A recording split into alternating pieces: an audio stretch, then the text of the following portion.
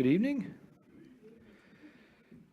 Welcome out again for another Wednesday evening. We're going to be back in the book of Colossians.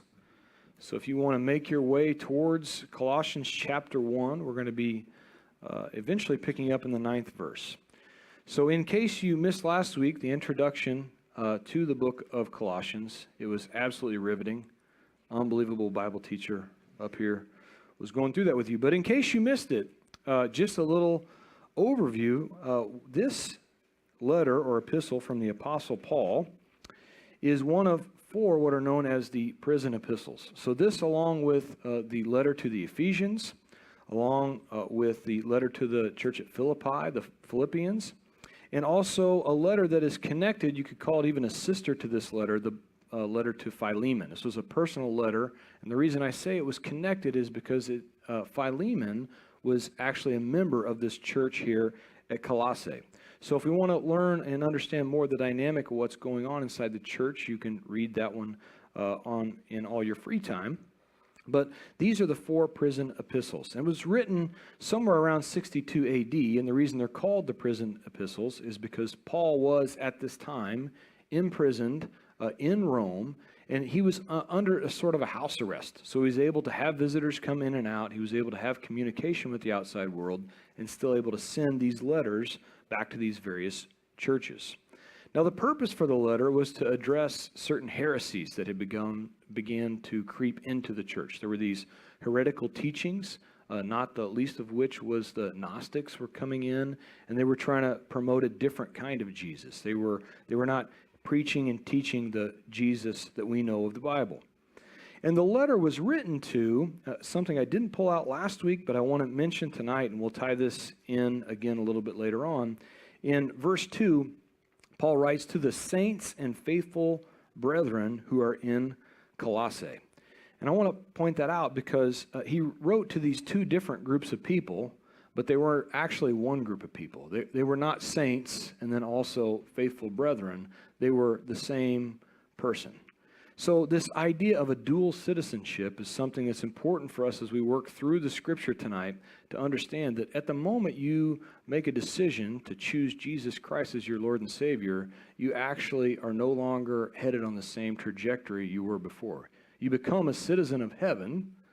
So when he says the saints, but you are still positionally here on the earth. So the faithful brethren who are at Colossae. So we have this idea of being saints or holy, set-apart people, and yet we're still physically in the same situations we were in before. So much like God's desire, as Pastor Mike is working his way through the law, was to put the law in place to set apart his people so that they would be a people that could share the word and the love of God through their existence. He wants to do that same thing in us. He wants us to be both set apart and yet also in and among the world. So a dual citizenship is something for us to consider. So that's a little bit of background with where we travel to. And now tonight, we're going to begin in the 9th verse of chapter 1. So pick up there with me if you would, and we'll work our way down through verse 14. And in verse 9, Paul writes, "For this reason, we also, since the day we heard it, do not cease to pray for you." Now, just to begin, the reason, if we look back into the verses prior, is Epaphras is a guy that we talked about last week that was possibly the planter of this church of Colossae, but he was for certain someone that was deeply involved. And Epaphras, we find in the letter to Philemon, was actually there with Paul in Rome. So he's sharing information about the church that Paul's writing to. And so he's got this background and he knows what's going on in the church from Epaphras sharing. So he writes, "For this reason," for the reasons that were listed before, "we also, since the day we heard it, do not cease to pray for you and to ask that you may be filled with the knowledge of his will and all wisdom and spiritual understanding, that you may walk worthy of the Lord, fully pleasing him, being fruitful in every good work and increasing in the knowledge of God, strengthened with all might according to his glorious power for all patience and long suffering with joy, giving thanks to the Father who has qualified us to be partakers of the inheritance of the saints in the light. he has delivered us from the power of darkness and conveyed us into the kingdom of the Son of his love, in whom we have redemption through his blood, the forgiveness of sins. So to begin with, what Paul shares basically is a prayer for them, a prayer for their church. And he prays for a few different things we're going to go over to start with tonight. To begin, he prays that they would be filled with the knowledge of his will in all wisdom and spiritual understanding. So he's asking for them to have an increase of knowledge. Now, this is important because what the Gnostic heresies would say is that they have a higher level of spiritual understanding. They're more spiritual, therefore more knowledgeable than any of the common people. So what Paul's basically praying here is that they would have their eyes opened to knowledge, and not knowledge of how to make a great pizza or which chain has the best cheeseburger in town, Culver's. That wasn't the knowledge that they were hoping, that Paul was hoping they would have, but knowledge of his will, that being the will of God, in all wisdom and spiritual understanding. And so I think you probably wouldn't be gathered out on a Wednesday night if you didn't want to be in God's will. And we'd like to know that, right? We'd like to know we're in his will. And that's what Paul's basically praying for, is a will, and then also to understand what is it God wants for me to do in his will. And we oftentimes make this very complicated. What does God want out of me? What does he will in my life? Well, we could boil some of these things down to just simple things. Like, for example, if you're a parent, it's his will that you'd be a parent, whether by the conventional means of becoming a parent or perhaps by adoptive methods, whatever it is, you wouldn't be a parent if he didn't will it for you to be a parent, right? So then, as we're parents, how do we understand our role and what it is we're supposed to do in raising children? The next verse, in verse 10, says this, as we continue with this thought, that you may walk worthy of the Lord, fully pleasing him. So to begin, in this next verse, we see that as you gain spiritual understanding of what his will is, that you're to walk worthy of the Lord. So this idea of walking worthy would mean that with this father-son relationship, we don't want to let dad down, right? So we want to walk worthy of the thing he's called us to. Again, if we use the parent thing as an example, we want to walk worthy as we conduct ourselves, as we hold ourselves up. We don't want to do anything to disqualify ourselves. We want to look at it that way. So this is our desire as his children. But you could look at it another way too. He's also saying you're walking worthy of the Lord because he's actually decided you're worthy too, right? So he's given us this gift, and he's decided that we're worthy as we walk fully pleasing him. So the desire here to walk in his will, or worthy, is so that we can please him, not please ourselves. And that's often where we get ourselves into trouble, right? I desire to please me and satisfy me, and therefore we get ourselves a little bit out of alignment with what God's will is for us. And so we've gone through this, but what's the purpose? Let's look at the last half of that verse, is that we may be fruitful in every good work and increasing in the knowledge of God. So I know that I'm called to this thing because he's allowed it in my life. Again, say parenthood. And I'm beginning to understand what it is he would have me do. And to begin with, that's to walk worthy of the calling, to raise these children in a worthy manner. And then we begin to see fruit, right? We know we're doing a good job if we see some fruit coming off of that. Now, that doesn't mean that in every situation, every ministry, everything that we're called into is all going to look the same, right? So I know that I'm called to be a minister. I know that this is what I'm called to do, and you see that because I'm sitting here and I'm yammering on about verses in Colossians. So we understand that. But my calling is going to look much different, perhaps than somebody else's calling, but it doesn't mean that this fruit is any better than another fruit. And I give you an example. This evening, anywhere from 40 to 60 children are probably gathered here tonight. Now, there are ladies that are watching and taking care of and teaching those children that were called to a much different thing that I'm called to. Now, this one is a little more obvious, and maybe you would say a different type of fruit, maybe more noticeable.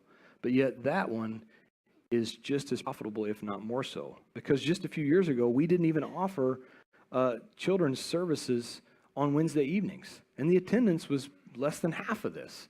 So you can already see the fruit of that ministry and what's taken place as God's worked his will out in our lives, that it shows itself in attendance. You're here. And not only that, to a different degree, when we have baptisms as a church, what do we see coming out of that children's ministry, right? The majority of the baptisms are kids. So we're seeing the fruit of that ministry playing out. Now, as that plays out, the next thing Paul mentions in verse 11 is, he throws this in, that they would be strengthened with all might according to his glorious power for all patience and long-suffering and joy. So as we begin to produce fruit and we're trying to follow along with God's will, the next thing that's going to happen is we're going to take on some attacks, right? It's going to get hard. That's usually what takes place. Just as you see some production in your life, the enemy begins to take notice too, and we see attacks happen. And so what Paul prays, because he knows this, is that they would have strength. They would have strength to endure so that they could continue to walk in his will. And what he wrote to the church at Thessalonica, just a little bit to the right, in 1 Thessalonians chapter 5, verses 16, as it relates to God's will, is this: to rejoice always, pray without ceasing, and in everything give thanks, for this is the will of God in Christ Jesus for you. So ultimately what he's saying here, as Paul writes to the Thessalonians, is that if you want to know the will of God, this is it in your life: to rejoice always, to pray without ceasing, and in everything give thanks, for this is the will of God in Christ Jesus for you. So we don't have a lot of control with the outside world, what's going to happen to us. So as these attacks take place and different things come down on us, but what we do have control over is how we handle them. So what Paul writes to the Thessalonians is that in everything you're to have joy. That's an easy thing to talk about sitting up here, and a much different thing to live out as soon as we walk out the door. It's a very difficult thing, and yet that's the calling that we have, and that's the thing that sets us apart from others. People will look at your life and look at the stuff you're going through and go, man, how do they get through that with a smile on their face?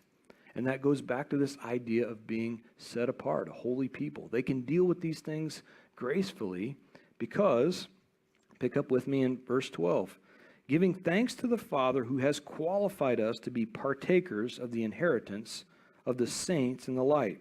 He has delivered us from the power of darkness and conveyed us into the kingdom of the Son of his love, in whom we have redemption through his blood and the forgiveness of sins. So as things get difficult and as the world is pressing down, what we're called to remember is that he's already won. The battle's already finished for us. And in fact, what it says there in verse 13, I love this phrase for Jesus. He's the Son of his love. We've been conveyed to the kingdom of the Son of his love. Now this word conveyed, you could translate it transpose, transfer, or to change from one location to another. So just like I talked about in the opening with the saints and the faithful brethren, this idea of a dual citizenship is that once you've accepted Jesus as your Lord and Savior, you are then conveyed, you are changed from one location, one final location, to another. So now we can operate knowing that even though for a short time there may be some stuff that is not very much fun that we're dealing with, that at the end of this we have been conveyed, we have ultimate victory, as it says in verse 13, we've been delivered from the power of darkness and conveyed. And then in verse 14, in whom we have redemption through his blood and forgiveness of sins. Not by any great work that we've done. We can operate in his will knowing that he's doing all the work. We're just there to be good caretakers, because ultimately at the end of all this, he's the one who's provided redemption through his own blood for forgiveness of sins. This is a tremendous prayer from the Apostle Paul. And it's something for us to remember that as we go through this, that we are really just sojourners, I put up there, travelers. Thank you, Chris Stapleton, for that song. But we're just travelers. We're passing through from one place to the next. You know, I had an opportunity to call my aunt this week who has MS, and she's at the kind of the final stages of that.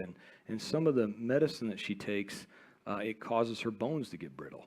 So she's at a point now where right before Thanksgiving, she took a wrong step and she broke her left ankle. It just kind of shattered. So she was in a tremendous amount of pain, and she was kind of going through the recovery process when we visited him over Thanksgiving.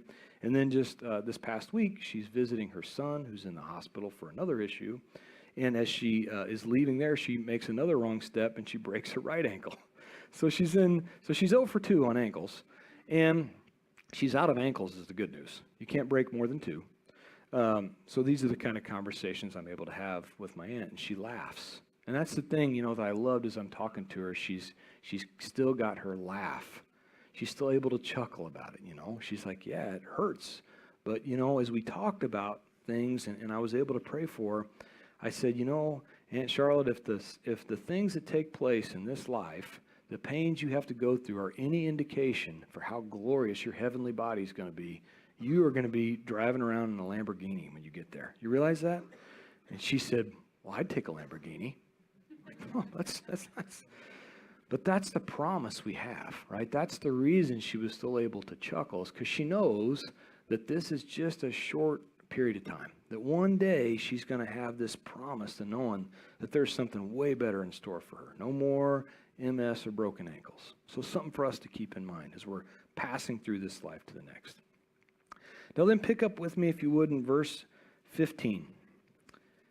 For he, Jesus, is the image of the invisible God, the firstborn over all creation. For by him all things were created that are in heaven, that are on earth, visible and invisible, whether thrones or dominions or principalities or powers. All things were created through him and for him. So to begin with, there in the first portion of verse 15, he, Jesus, is the image of the invisible God.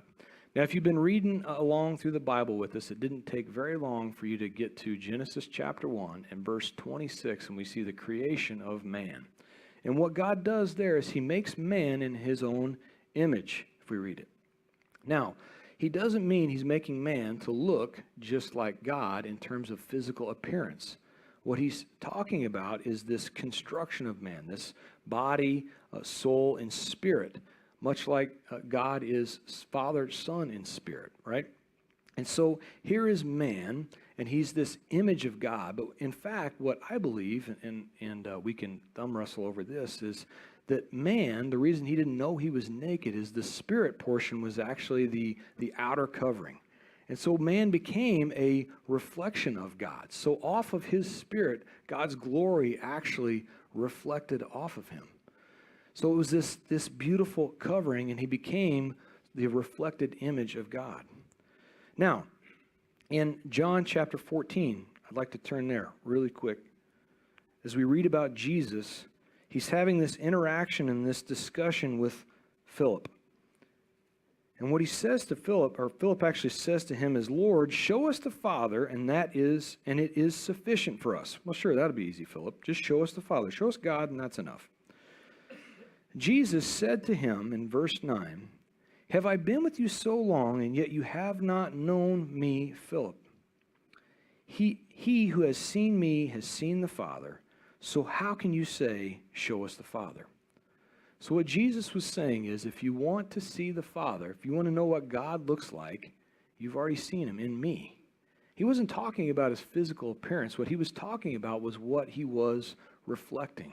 He was reflecting the image of God through his actions, right? So for those of us who might have family members that don't come to church, or that we're worried about their salvation, and we'll say things like, boy, if we could just get them to church. Well, if we could just get them inside the walls of church and let that pastor save them, or let whatever's being taught, let that be the thing that saves them.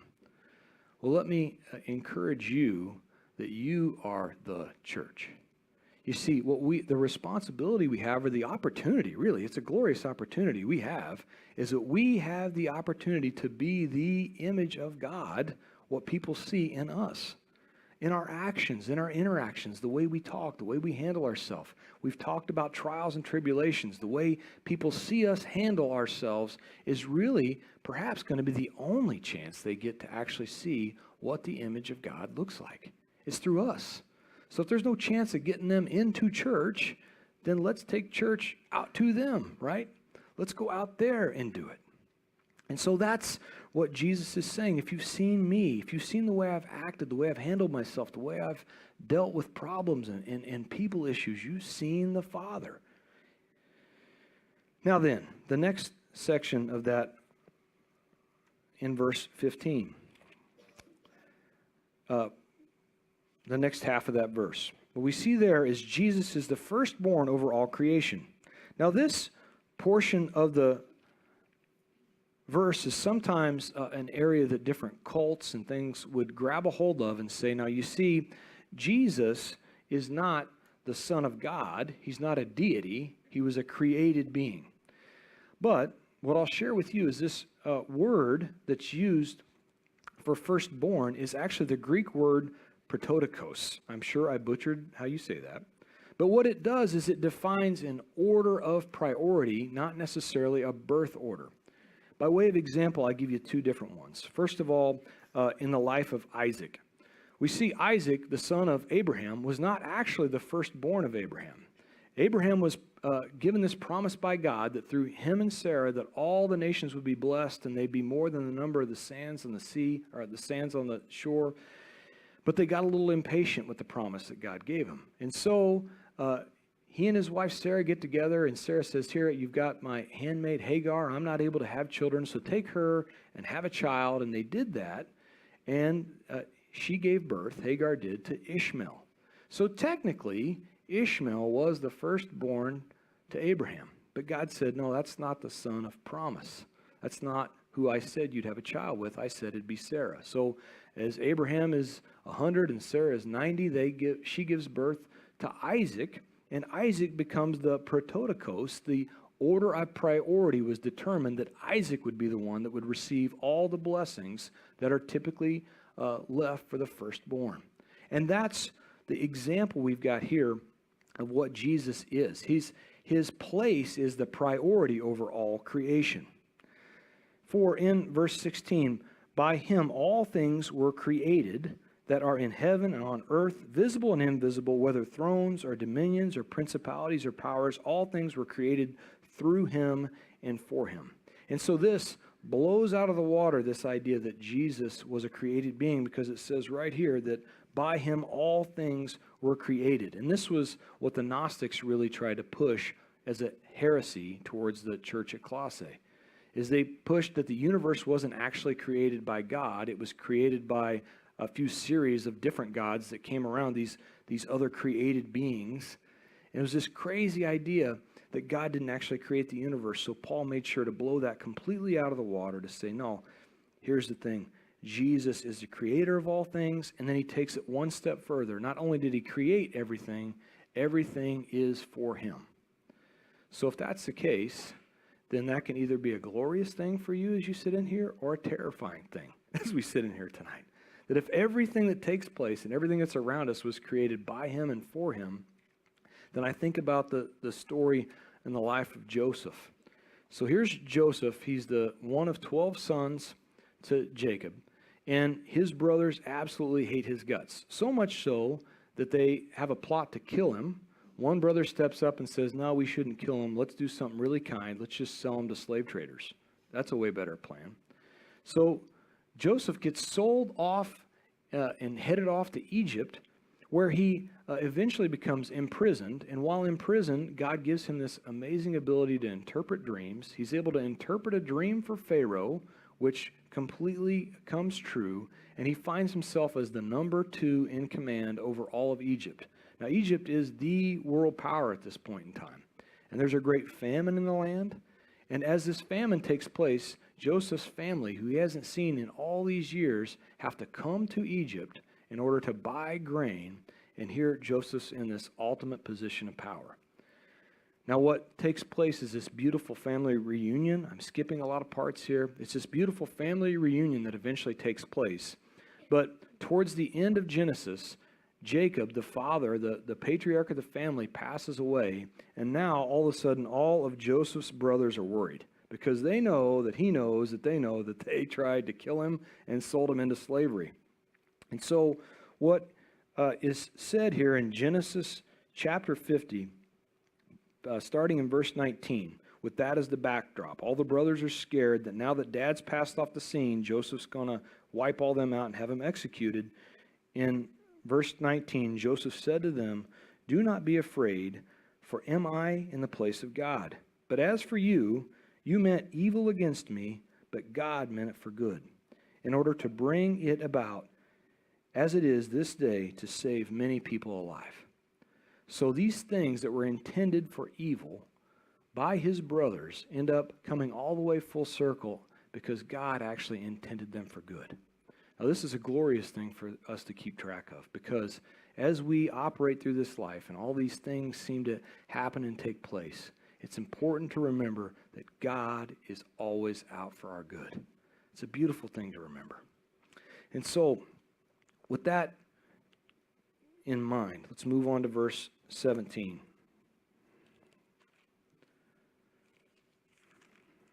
And picking up in verse 17, and he, again being Jesus, is before all things, and in him all things consist.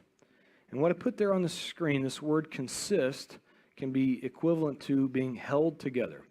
Now, I've confessed to some of you, if not all of you, that in spite of my rugged good looks and this unbelievable physique I am deep down inside a nerd at heart. I love math and science. I don't have a Bible degree of any kind. I know you think to yourself, that's obvious at this point. But instead, I have an engineering degree. So things like math and science fascinate me. And so what I want to share with you is just a little bit of science. I promise the nerd alert will go away in just a minute.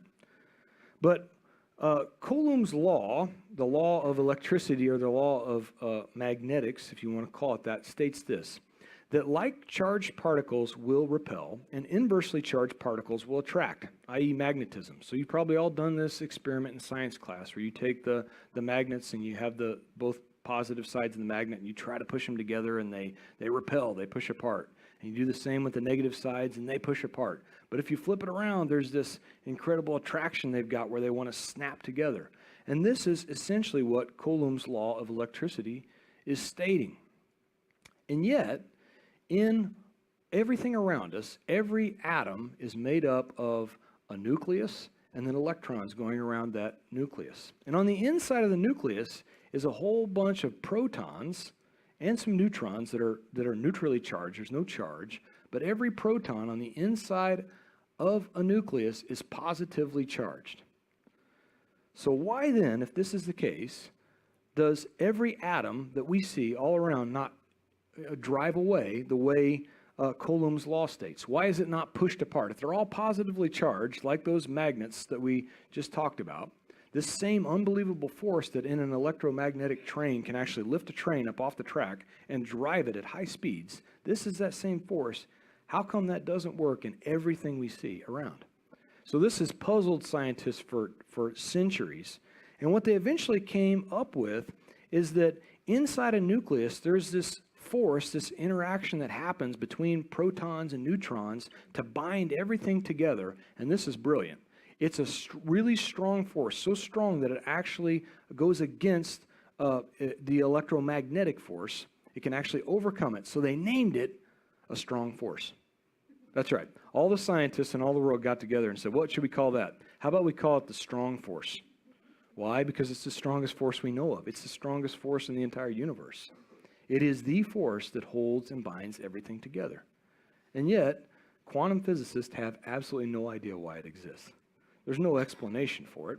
They can't completely understand it, even after thousands of years of trying to research it and figure it out, and even with all the greatest Einsteins and Stephen Hawkings out there, they still can't explain what this is. And to top it all off, if you disrupt this force in any way, the thing that's binding the nucleus of atoms together, if you disrupt it, it puts off such a massive amount of energy that what you basically have is a hydrogen bomb. This is what creates a nuclear explosion. And what I'll share with you is verse 17. He is before all things, and in him all things consist. All things are held together because it is the very power of Jesus Christ that holds this entire universe together. All the scientists in the world can't put their heads together and figure it out. They don't understand it. They try to come up with mathematical equations for it. They can't figure it out. And yet Jesus is the strong force that overcomes even the strongest force we thought we knew about to bind and hold everything together.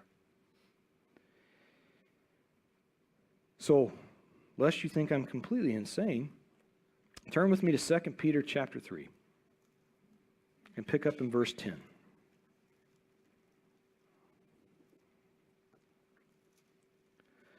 In 2 Peter chapter 3, verse 10, Peter writes this about the day of the Lord. But the day of the Lord will come as a thief in the night, in which the heavens will pass away with a great noise, and the elements will melt with a fervent heat. Both the earth and the works that are in it will be burned up. Therefore, since these things will dissolve, what manner of persons ought you to be in holy conduct and godliness, looking for and hastening the coming of the day of God, because of which the heavens will be dissolved, being on fire, and the elements will melt with fervent heat. Nevertheless, we, according to his promise, look for a new heaven and a new earth in which righteousness dwell. You see, if we remove the strong force that binds it all together, what you have is everything dissolves. Everything goes away.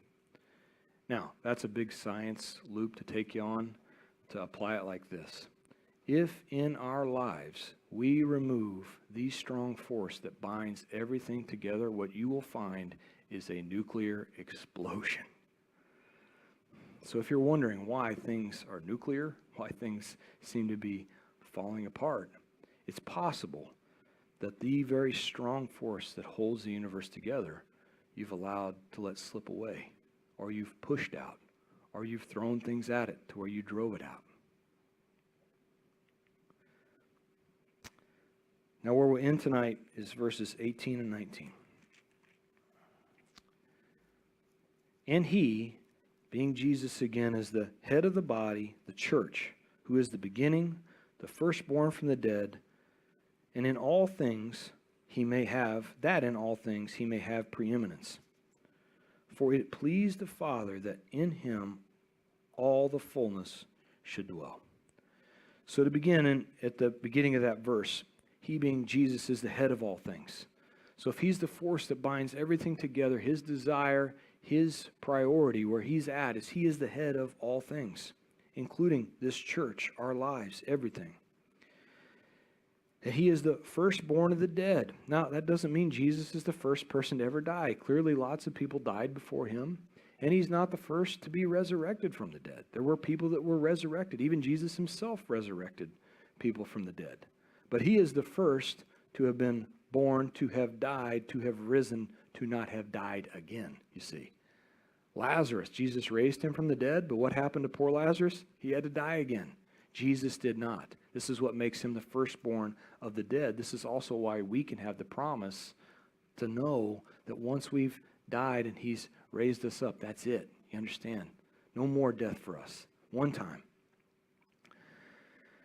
Now, then in the last portion of that verse, it says, that he may have preeminence. That in all things he may have preeminence. That's a big word to say priority. That in all things he may have priority. And so I put this up in the top right-hand portion of the screen. That in your life, is Jesus preeminent or is he merely prominent? You see, so many times we want him to have prominence in the places that we're good with him having prominence. We like for us to be able to point to Jesus. But then his desire is to have priority. Not in a few things. What it says here is that in all things, he wants to have preeminence in our lives, to hold and to bind them together. That it pleased the Father that in him all fullness should dwell. He wants to be in all the fullness in everything, not to be compartmentalized. One last story before we go. As I was a kid growing up, I was very fortunate. Almost all my great-grandparents were alive, actually. I was the oldest on both sides of the family, so I had lots of great-grandparents, 7 out of 8, in fact. And my great-grandmother, Lula Conley, we called her Nanny, she would put on these tremendous feasts. I mean, she put on a spread on a Saturday afternoon that you'd come for. It was fried chicken. It was mashed potatoes. It was the gravy. If you haven't eaten dinner yet, I'm sorry, I haven't either. This sounds good. But it had all the fixings. I mean, it looked good enough that even Solomon would have went, man, that's a dinner. Whoa. So she put on the fixings, and we would pile it and load it all up on our plate. But my great-grandfather, her husband, Carl, was down at the end of the table, and he was loading his plate up, but he always made special care that none of the food would touch. He would work at it, too. I mean, he'd make sure not a pea touched a corn, the chicken all stayed there, and we would give him a hard time. Like, listen, Papa, don't you know that when you eat, like, this all goes to the same place? And he said, well, it may for you, but for me, I've got compartments. I got the chicken compartment that goes over here. I got the corn compartment. I got to keep it all separated because it all goes into different compartments. And I think that's the case for us a lot of times. That we spend all this time trying to keep everything God's given us, all this goodness He's loaded us up with, but yet we spend all this time trying to scoop this over here, and this over there, and this over here, because it's all going to go into a different compartment. And yet what we just read here tonight is that He wants to have preeminence, priority, so that in Him all fullness should dwell. His desire for us is to have Him in everything, binding it together, holding it all together, because frankly, we don't have the strength to overcome what's taking place in the world around us, not on our own. We have to have this strong force of Jesus Christ, holding it all together, so that in Him all fullness can dwell. So have you compartmentalized Jesus? Have you put Him in places so He can have prominence, when what He's really after is preeminence, priority over everything? That's our challenge for this evening. So, Lord Jesus, thank you for this writing. Thank you for the Apostle Paul and these words. Thank you for the way he challenges us, the way he encourages us, the way he helps us to see not just the daily and the grind of things, but to focus on the future, to focus on that time where we will be together.